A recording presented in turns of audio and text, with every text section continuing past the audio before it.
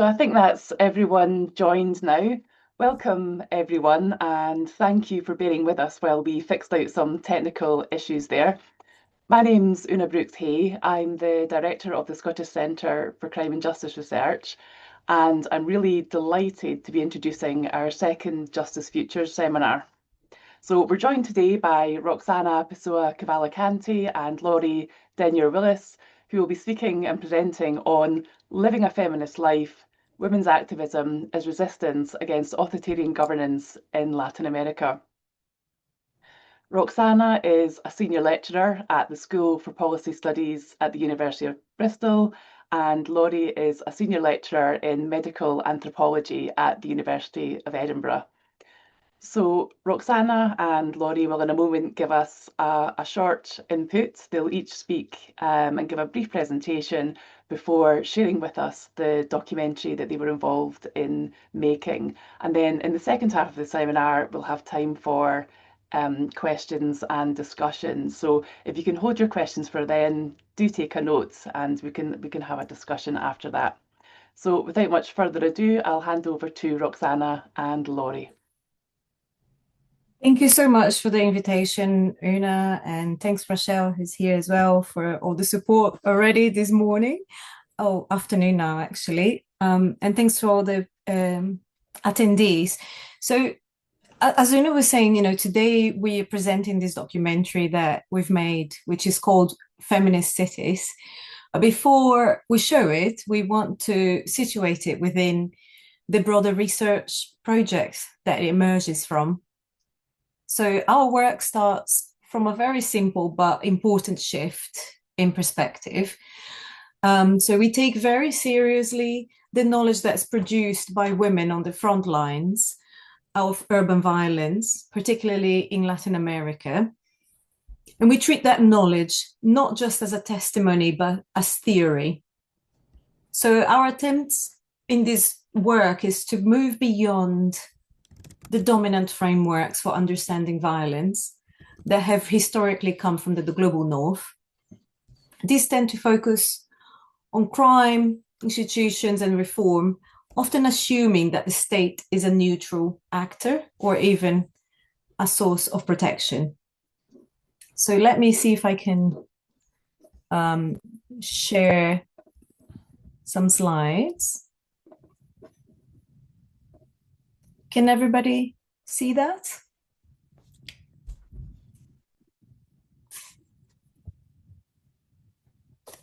Well, let's hope we can.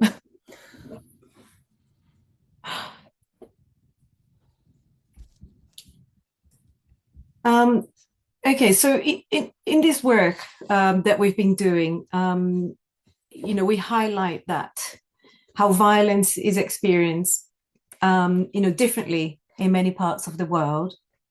So our research, which span Brazil, Argentina, Guatemala, and Colombia, we worked with women who were organizing in the context of deep inequality, state repression, and everyday urban violence. And what they show us is that violence is structural and chronic. It's rarely exceptional. It's embedded in housing, policing, healthcare, and in the organization of urban life itself.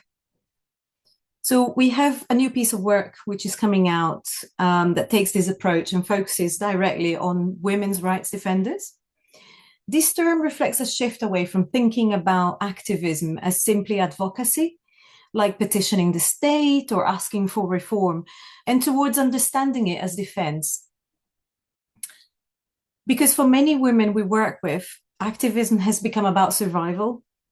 So these are women defending their communities, their families, their own bodies in contexts where the state is absent at best and actively harmful at worst. So rather than asking, how do we improve criminal justice systems, our work asks a different set of questions, which is, what does it mean to defend life in a violent city? What forms of knowledge emerge from that struggle? What kinds of justice become imaginable from those positions? So the documentary you're about to see is part of this wider project. which is called the Feminist Cities Colab, where we've worked collaboratively with feminist activists using interviews, ethnography, and participatory methods. The film doesn't try to explain everything.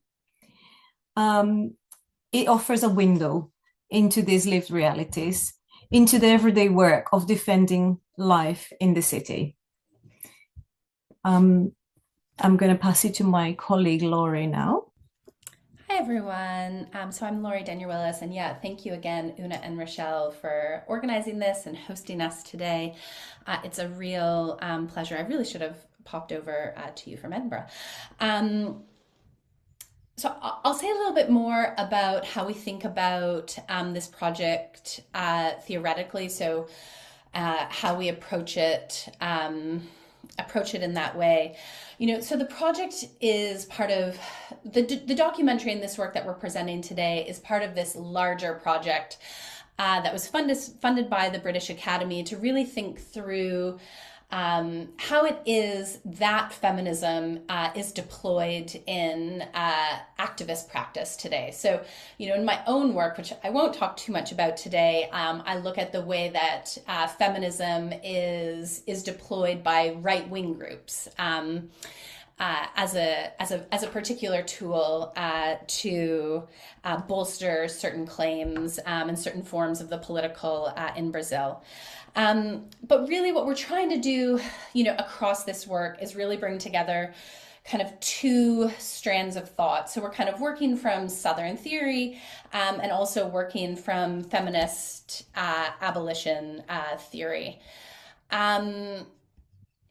And of course, Southern theory really begins from a critique, right? And that critique is that much of theory has been and is produced in the North, and that it's largely ignored or marginalized the experiences of the global South. So it often treats the Northern experience as universal, whereas the Southern experience or Southern realities are either kind of deviations or case studies, right? So if we take the Southern context seriously, like not as an exception, but as central, the idea is that we begin to see things differently. So that has been the starting point from this work. And for our work, which was largely around urban violence, it was, kind of rethinking what is understood as crime, right? So thinking about how crime is inseparable from structural violence, from colonial histories, from racial capitalism, land dispossession, and militarized policing. And I think what's really key to our work is that we don't approach the state, as Roxana was just talking about, as sort of a neutral arbiter of justice, right? And that across our research, what many activists tell us is that the state is a key producer of violence, right? And really that's something we already know. And we know that because feminists and Black feminist scholars and activists have long shown us that violence is not only structural, but gendered, racialized, and deeply embedded in everyday life. And also, and I think in that work, what's really crucial is they push us to rethink what counts as political action under conditions of violence. So this then led to our work to kind of center the work of women rights defenders. So framing them that way as opposed to just as activists. And additionally, to think of them as theorists of violence and survival, and to look at their practices, whether that's organizing, whether that's mutual aid projects, whether or not that's creating community safety strategies, harm reduction strategies, that these are all kind of like forms of world making, right? And for us, this is where abolition theory then comes in, right? And so for across our work for the defenders who we've been working with, abolition has really been about thinking about how we understand safety, justice, and harm, asking us to move beyond the concept of reform, right? Beyond the idea that we can somehow fix violent systems, and instead imagine and build alternatives that are rooted in care, rooted in collective responsibility, and really the right to live with dignity. And I think that comes across quite a bit in the film. I think a lot with the abolitionist writer and thinker Savannah Shonge, who kind of argues that this kind of thinking and imagining a future political requires letting go of the idea of the state as something that can be rehabilitated, right? And she argues that we so often approach the state, as she's in her words, as if it were a convalescent loved one, right? Rather than recognizing it as a site that systematically produces harm. And so what we see in the work of the women we've worked with is that these projects are already happening. It's not like abolition is necessarily a future that hasn't yet arrived, but actually these are ongoing projects, and that what we've tried to dig into in our research is where and how communities create their own systems of care, where and how they refuse punitive approaches, when they prioritize survival and collective well-being, that these are already, kinds of abolitionist work. And so I think in this way, right, what we're trying to do is twofold. One, right, is that we're beginning, that we begin from this, the rejection of the assumption that theory only flows from the north to the south, right? That we think about the global south as long being a site of intellectual production, where lived realities, colonial histories, economic dependency, and everyday forms of resistance, right, generate powerful frameworks for understanding the world. And I think more than this, right, as theory making, that this is kind of always already a kind of world making, right? That these are worlds that are forged in struggle, in improvisation, in the necessity of imagining otherwise when existing worlds so often exclude, constrain, harm, and damage. And so I think our approach and thinking about these activists and human rights defenders as theorists from the South is not a project about just describing the world in new ways, but us paying attention to how they are actively remaking it, and sort of carving out new horizons of possibility. So I think Roxana is now going to say a little bit about some of the evidence that we've collected across this project, right? And then we'll show the documentary. Yeah, thank you, Laurie. So one thing to note is that we have already begun to publish quite a few texts which are emerging from some of this work we've been doing in Latin America. I want to give a shout out, since we're here talking about abolitionism, to Helen Kwan. And I really love what she said in her recent book, to live democratically, I'm quoting her here, we need life aids such as abolition feminism and alternative imaginaries of justice that engender democratic livability. She, in her book, she challenges the kind of discovery logic that is so embedded in a settler mentality, that makes claims of knowledge as discoveries. So instead of that, we are embracing her call really to reclaim fugitive and subaltern knowledges as a way of living more democratically and rethinking some of the very oppressive structures that we're faced with. So I want to briefly bring us to the lived realities behind some of those ideas, because that's really where our analysis comes from. So, our research draws in part from in-depth interviews with women rights defenders in as I say, several countries in Latin America. I'm going to talk a bit about Brazil today. And some of this data really was collected between 2021 and 2024. What these conversations reveal is really a profound shift in what it means to be politically active, as Laurie was saying. So, we have this context of rising authoritarianism. In the case of Brazil, that was particularly acute during the Bolsonaro years, when activism became quite dangerous. So one of the women that we spoke with described how Violence had intensified to the point where, in her words, the feeling is like war. She was talking about everyday life in the city, hearing gunshots, waiting before leaving the house, navigating constant threat.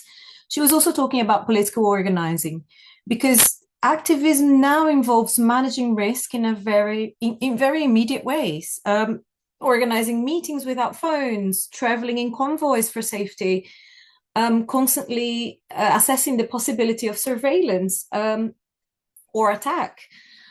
Another activist reflected on the assassination of Marielle Franco and the impact that it had on her own decisions. She said, Marielle died and I have to stay alive. I think that line captures something really important, because it shows that survival is a key aspect of political activism and struggle today.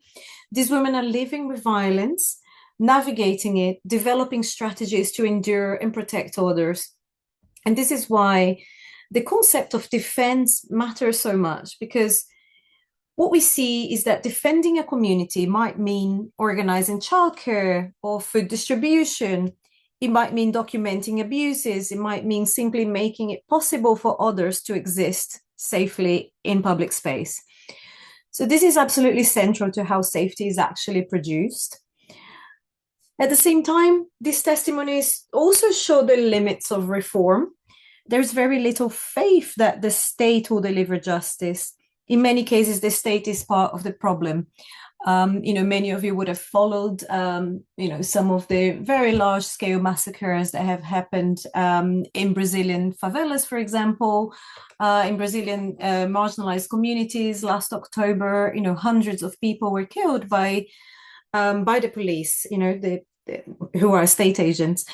So in our work, really, and in the narratives of the women activists, what emerges are alternative forms of care, protection, and solidarity. The kinds of practices that the documentary begins to capture and imagine might exist in a feminist city. So without further ado, I'm going to try and show the documentary, which is available in the public domain. Hopefully this sound is going to work. Roxana, just before you share the video, I wonder if it's possible to move the kind of screen share bar at the top there, just so that we can all see the video well. Good idea, but I don't know where to move it to. Do I press those little buttons here? Oh, that looks like it's moved down a bit, so I don't know if it's possible to move it further up or close it or move it right down. Yeah. If there's any techie person here who can help me with this. I mean, if I move it down, you won't see the transcript. Yeah, subtitles, yeah. The subtitles, which won't be good. I could put it as high up as here. Yeah, I don't see a way. I don't see a way either. I think kind of holding it up is best. Yeah. Should we just see how it goes? Hopefully it won't interfere too much. Yeah, that sounds fine. I think that's probably the best we can do. Thank you. Yeah. Okay, thank you. A cidade, ela não é uma cidade que lembra das mulheres. As praças não têm nomes de mulheres, as ruas não têm nomes de mulheres. A história da cidade não é contada pela participação das mulheres nesse processo. É como se a gente não tivesse participado nem estado presente nessa construção. E se a cidade fosse das mulheres?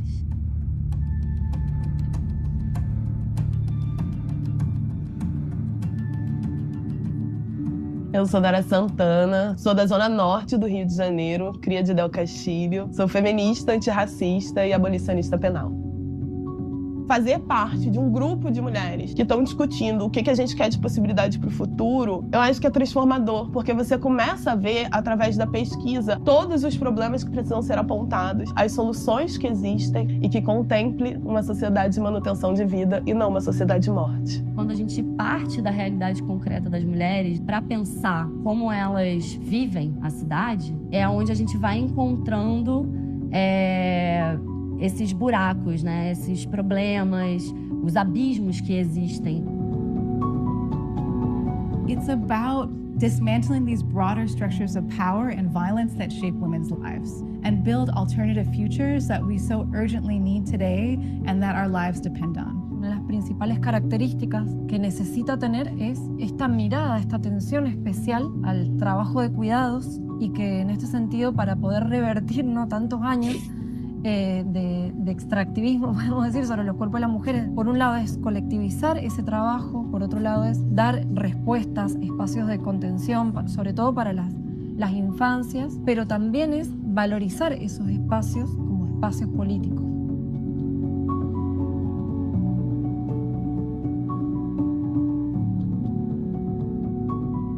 Nós precisamos falar de uma economia feminista e de uma economia que entenda o valor do cuidado para a manutenção da vida. Como é que a gente diz que não tem preço o trabalho que é o fundamental para a manutenção da vida? Como as mulheres são as responsáveis e são responsabilizadas pelo trabalho de cuidado, entende-se que esse trabalho é só feito dentro de casa. Mas as mulheres saem com carrinho de bebê, com idosos em cadeira de roda, né, com pessoas com deficiência. E você vê que as calçadas já de partida não são feitas para essa realidade. São sempre esburacadas, são sempre muito curtas. Então a cidade é pensada para os carros. E o carro é o quê? É o símbolo da masculinidade. Porque é ele que vai para o espaço público, é ele que se locomove, e não as mulheres.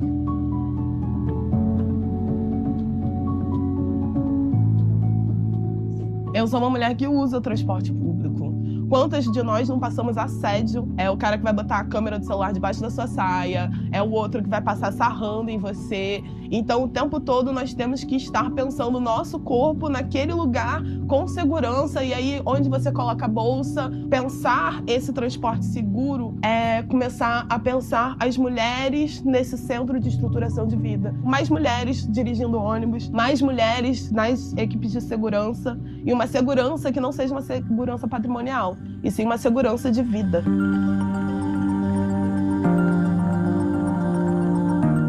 For me, as a Palestinian woman and a feminist, I think public safety as a concept needs to be fundamentally redefined in order to protect women. It means necessarily also creating safe spaces for women to be free of patriarchal violence, because we know that colonialism empowers patriarchy within our own communities, and empowering people at the local level to return to our native practices of resolving conflict amongst ourselves, instead of relying on the state and other violent structures that have traditionally led to the unsafety of our people. En casos extremos, ¿no? Como violencia física o desapariciones de niñas y mujeres, quien va a recurrir primero no es la policía. Quienes han actuado de inmediato son las mujeres, las vecinas, las familiares, las redes que existen, de hecho, entre los barrios. Es muy difícil que la seguridad pública, digamos, un funcionario público que sea, entienda si una mujer está en riesgo. Entonces tiene que ser una seguridad muy atenta y muy en diálogo, con una escucha muy activa a esas redes, de nuevo, que valorice el conocimiento que ya tiene la misma gente en la comunidad. Uma cidade segura não é onde você vê arma. Uma cidade segura é onde você tem iluminação, é onde você tem comércio funcionando. É uma cidade em que as pessoas circulam sem medo. Então, quando a gente vai olhar para uma cidade que é insegura, como a cidade do Rio de Janeiro, por exemplo, você verá grandes espaços vazios, terrenos baldios e desocupados que para nós mulheres são um risco. Você vê praças que não estão tendo sentido para crianças brincarem, ou para algum comércio local, ou para a produção cultural mesmo do território.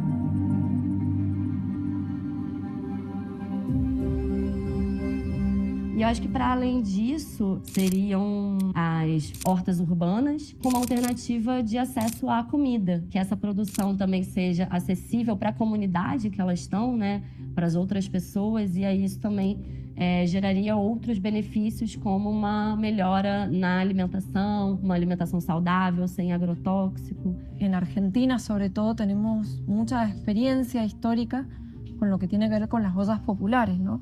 Que es una forma, siempre decimos, donde no solo se cocina o se nutre, sino que también se cocina política y se cocina conversar, escucharse. Es un espacio político también la cocina. Creo que ahí hay un ejercicio en politizar y valorizar este tipo de trabajo como primer paso para estas ciudades feministas. And we also need to provide the basics that any people need in order to survive, right? The right to their home space, to have a safe and protected home space, the right to economic conditions that allow people to survive, of having education, of having healthcare. And also, right, there's a deeper need that our people have, which is the need to maintain their connections and their roots to their ancestral territory. And so the right to access our sacred spaces is also a fundamental aspect of a feminist city.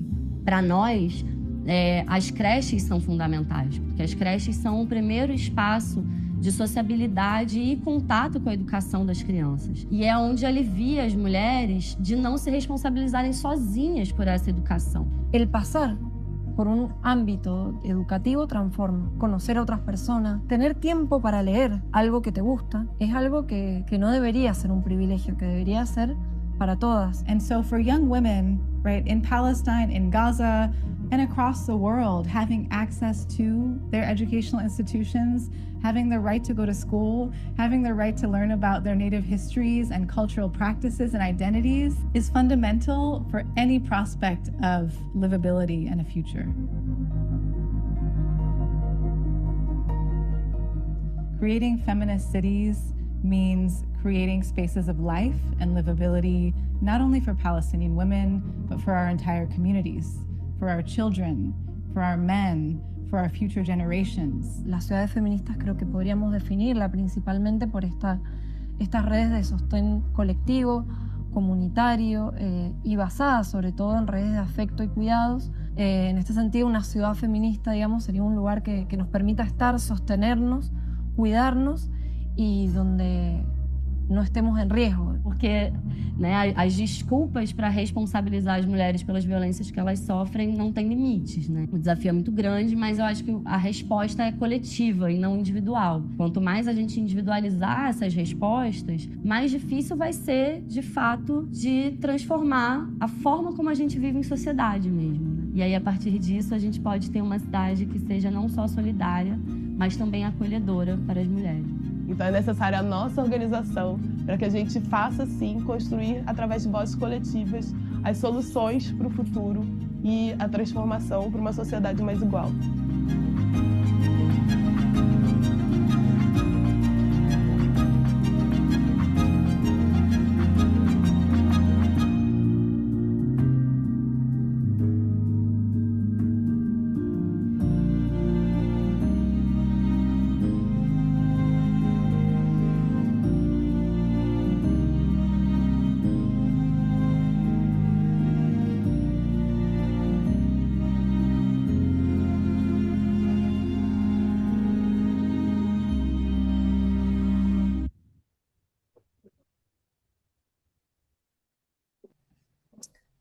Okay, that's the end of the documentary. As we were watching, I was just reminded of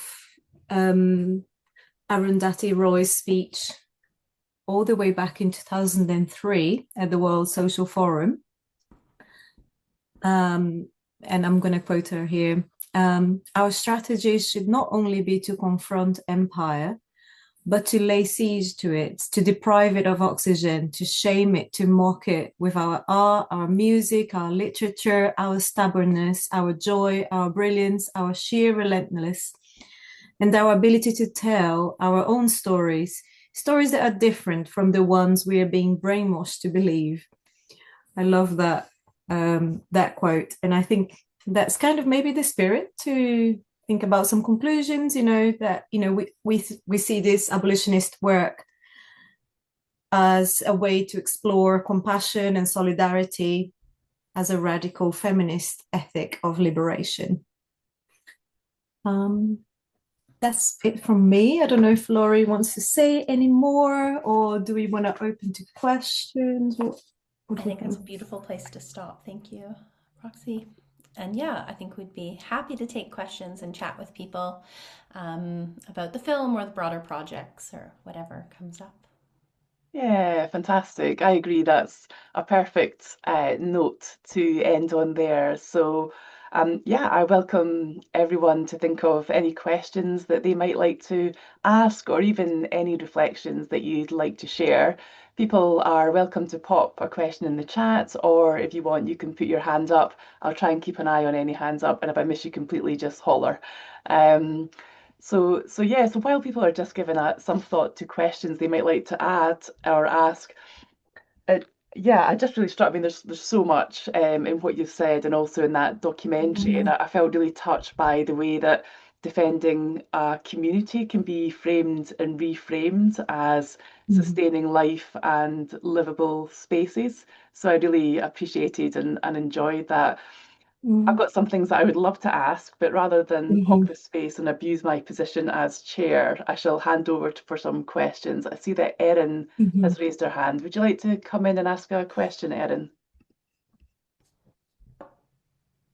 Oh, Erin, we can't hear you.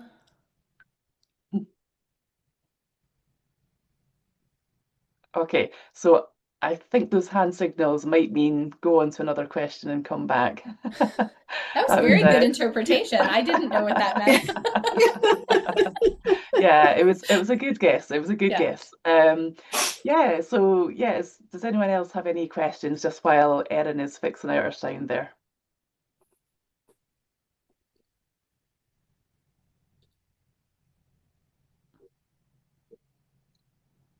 Okay, if no one else has a question right off, I'll take this opportunity to jump in then. So there was so much in the documentary there about what a feminist city could look like and why it's important. And I wondered if it's possible to distill what you think are some of the really key elements that need to be there in terms of developing a feminist city. Thank you so much, Oona, for the question. Laurie, should I jump in, or did you want to begin? Go for it. Go, you can start if you, please compliment. Please compliment. I think, I think one of the things that we believe maybe, and I don't want to speak for everybody in the project, but I think there's something really important about thinking of care as really central. So, centralizing the work of care, centralizing collective agendas. So in a way, a feminist city is a city that's for everyone, is a city that's, I think, better for all. So I think we embrace the feminism of, Black feminist organizers, not only in Latin America, but transnationally, really, and take to heart the work of amazing feminists like Bell Hooks, who wrote about feminism being for everyone. So in terms of a city, I think, it's important to think of it as, a feminist city needs to challenge the deep structures that sustain patriarchy, inequality, and put forward collective agendas, valorize life. So, we're talking about, putting housing first, healthcare first, accessible transport first, accessible pavements, affordable childcare, going back to some of the basics, really. I think that's, but at the same time, it's not relying on punitive or carceral logics. So it's trying to avoid punitive carceral logics because it sees those as a myth, that they are not really going to resolve our big, deep structural problems. Laurie, I agree entirely with you, and I think we've had these conversations multiple times. I think so often women find themselves both on the receiving end of violence, but also find themselves as archivists of violence, right? And that comes out so much in our work.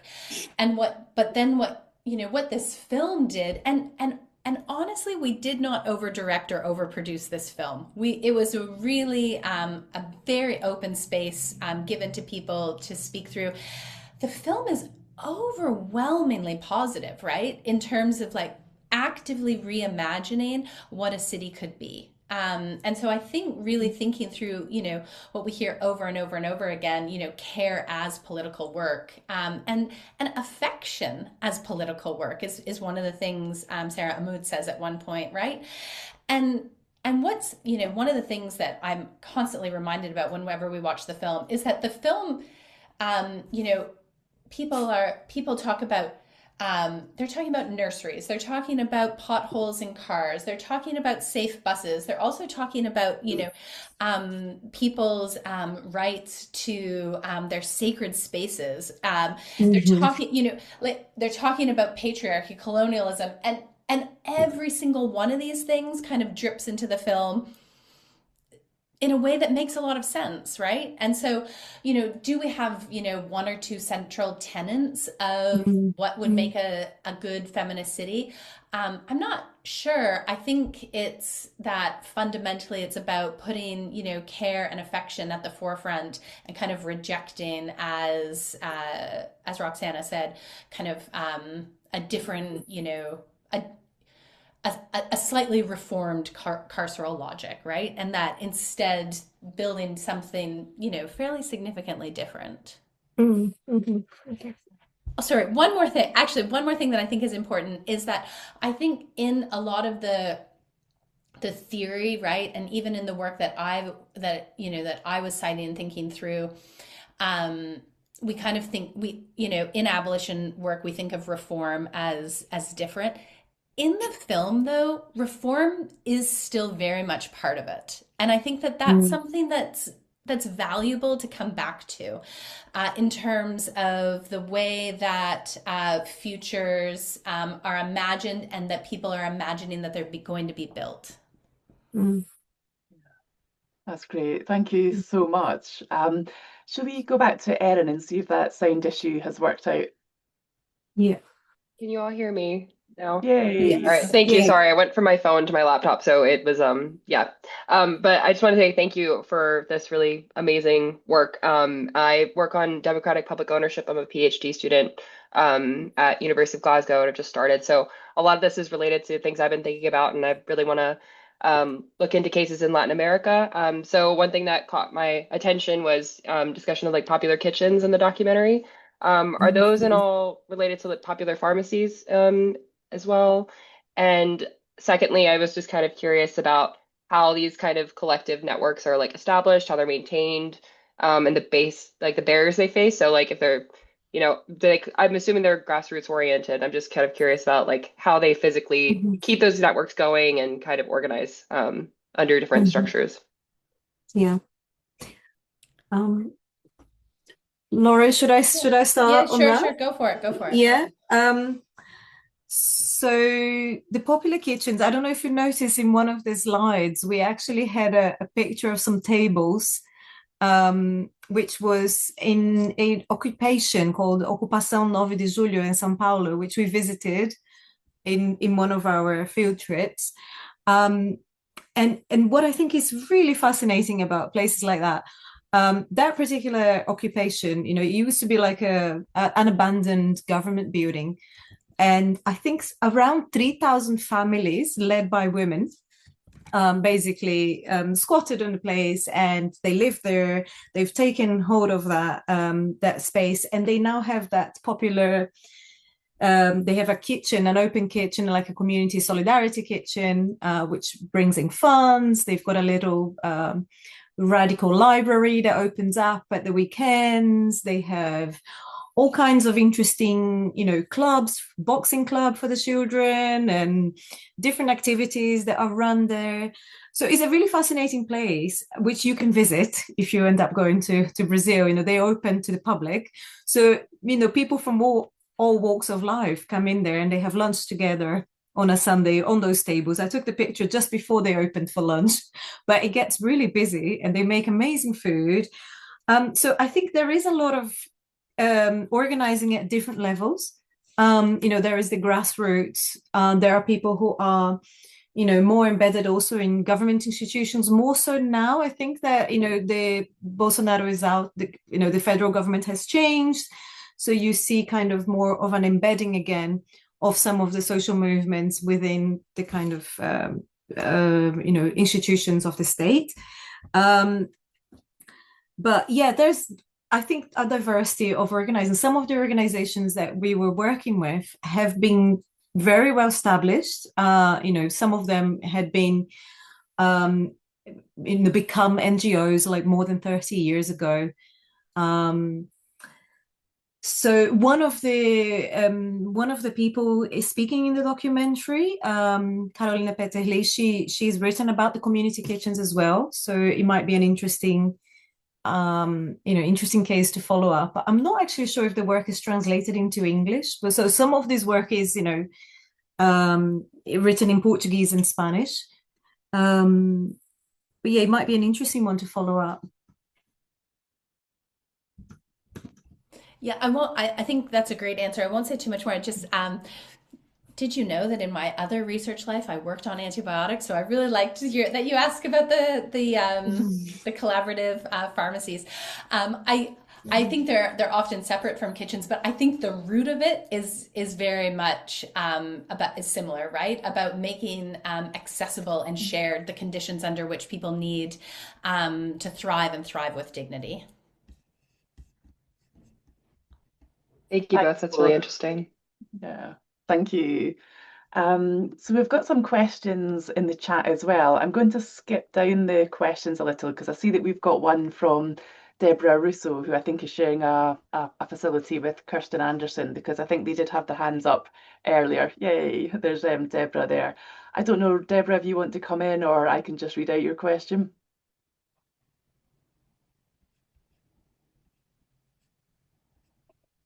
We can't hear you. So what I'll do is I'll just read out the question from Deborah. Mm-hmm. So Deborah is saying that she loved the documentary, and she wondered if you could suggest how all you suggest can be achieved in practice when the patriarchy is so entrenched, and what are the challenges of framing things through the lens of the value of care when it is so entrenched in gender. Good question. Yeah, I think it's a really good question, because, I often think that too, like, oh my God, we've been struggling for those things. We've been making those demands for decades now, and we're still asking for accessible childcare, and we're still asking for after school clubs and etc. And I think those things are not unique to Latin America, right? We experience them in the UK as well.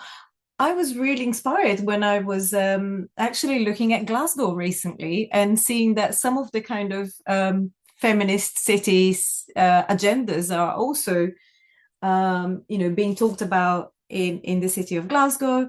So I think, like as Angela Davis reminds us, freedom is a constant struggle. I think people are making change. The women that we were speaking with, they're making change happen now. And they are, using their resistance also as a means of survival.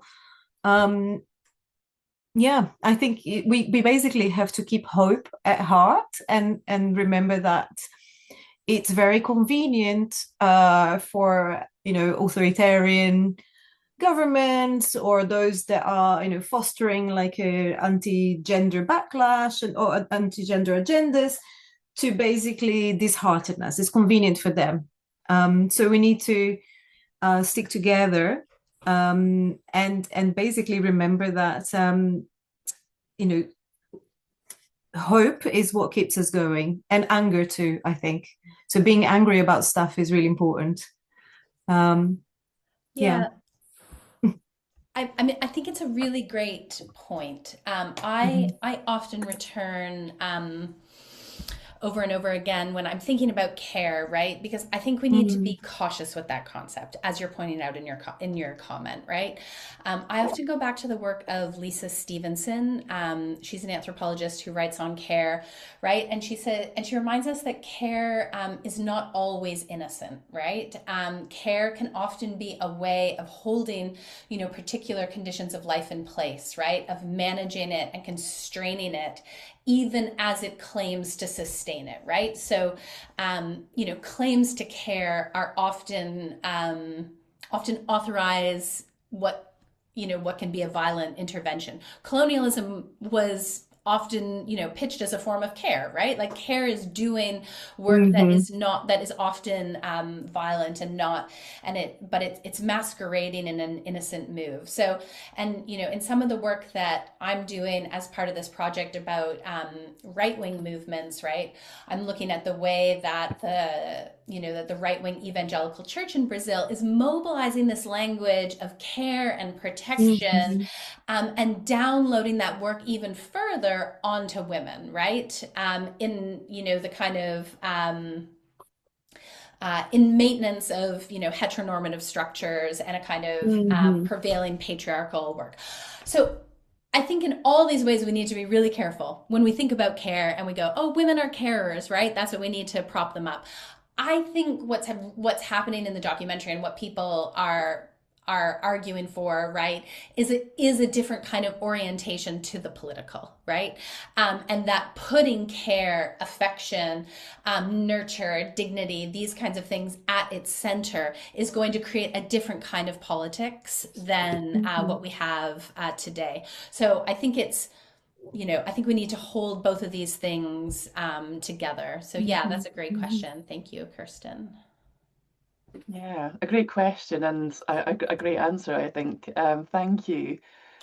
We also have a question from Kelly Johnson, and she's asking or interested to hear more about your thoughts on how the project might have brought out new understandings or emphasis for feminist justice scholarship.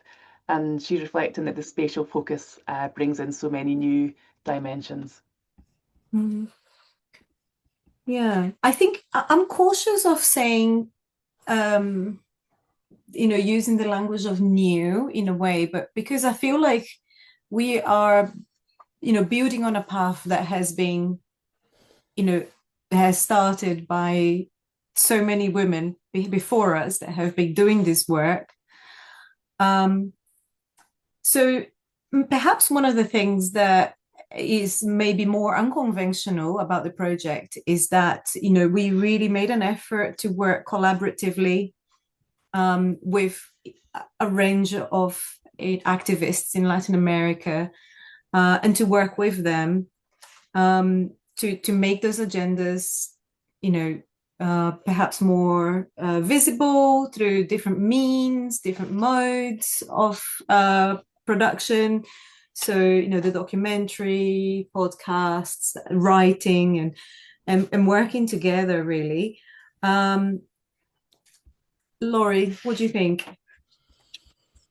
Yeah, I mean, I think, I think one of the things that we forget to say over and over about this project, right, is what you were just saying, which is that actually when we pitched this project to the British Academy, they were asking for us for research projects, and we said, oh, actually, we don't want to do any research, was what we originally said. We actually just want to do 2 years of talking to activists to set the research agenda, and that's actually what we got funding for, and that's where the film emerges from. That's where the majority of the work emerges from, right? To say, actually, we want to start from a much more participatory place, and I think that then informs, these questions about what this can offer scholarship today. Yeah, thank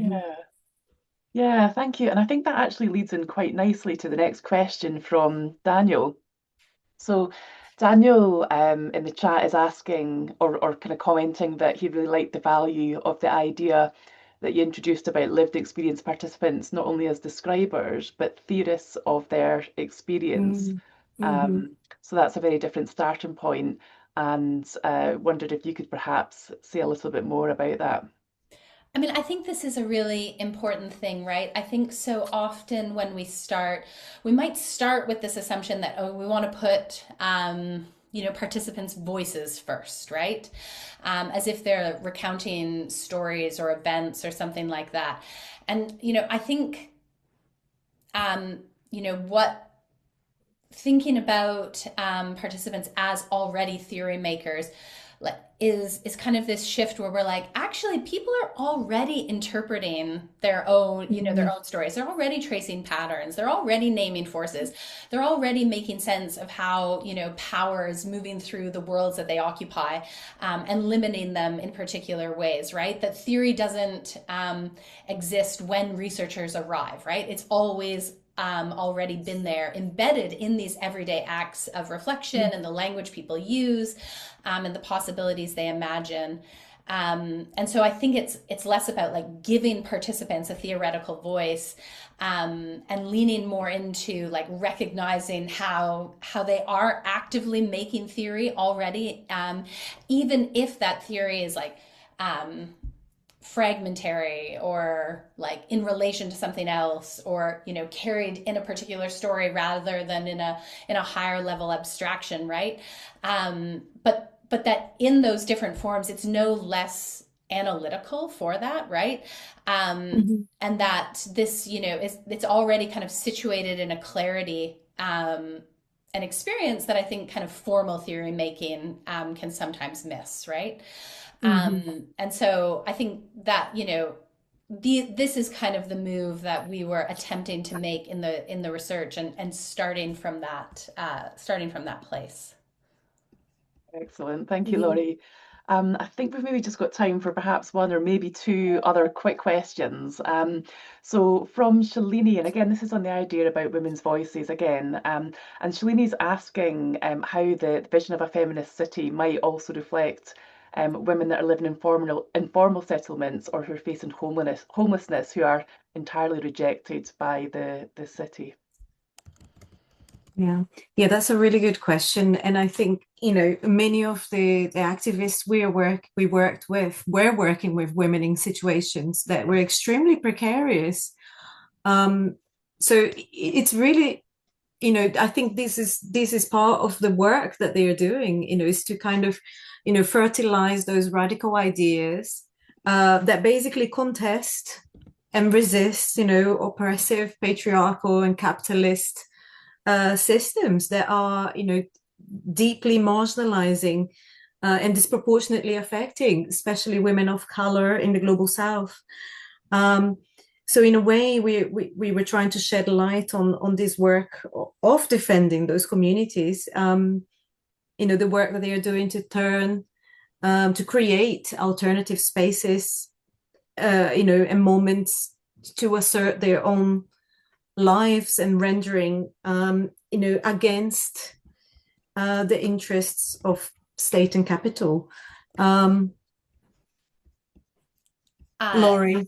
I was just going to add just one of my favorite readings on this. Saidiya Hartman has a really wonderful piece of writing called "The Terrible Beauty of the Slum," right? And it's kind of responding to that really, excellent work.